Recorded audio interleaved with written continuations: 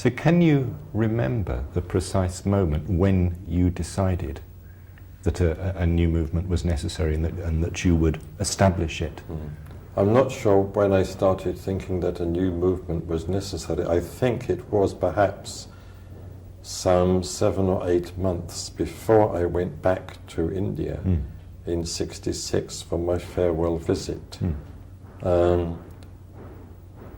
During my last, yes, I think it must have been 8 or 9 months even, at the Hampstead Vihara, I began to see that I wasn't going to get very far with the existing Buddhist organizations, and I sort of mooted with a few friends the possibility of starting up a new Buddhist movement.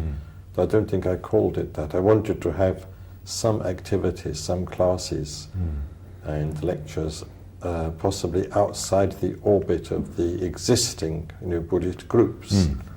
But people whom I talked to about this weren't very keen on the idea, because they thought, well, we already have 2 Buddhist groups and we don't want a third one. We don't want to divide the Buddhist movement still further. So I wasn't able to see exactly how I was going to start a new Buddhist movement, though I felt the need of something like that and had begun discussing the possibility with a few friends.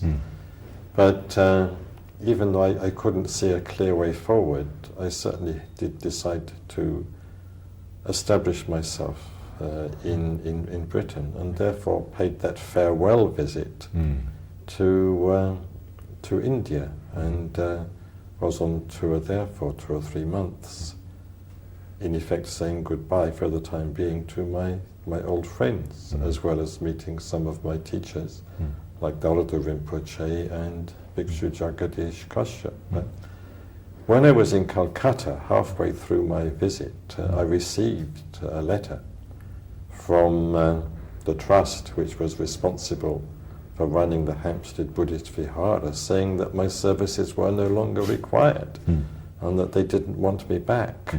Then I said, well, not to myself, but to the friend who was with me, this means a new Buddhist movement. I then saw my way forward quite clearly. Not that I saw exactly what kind of movement, organizationally speaking, I would establish, but I had, as it were, an excuse. I was not wanted at, I won't say at the Hampstead Buddhist Vihara, because a lot of people wanted me back there. It was only a minority who unfortunately legally owned the Vihara who did not want me back. Sure.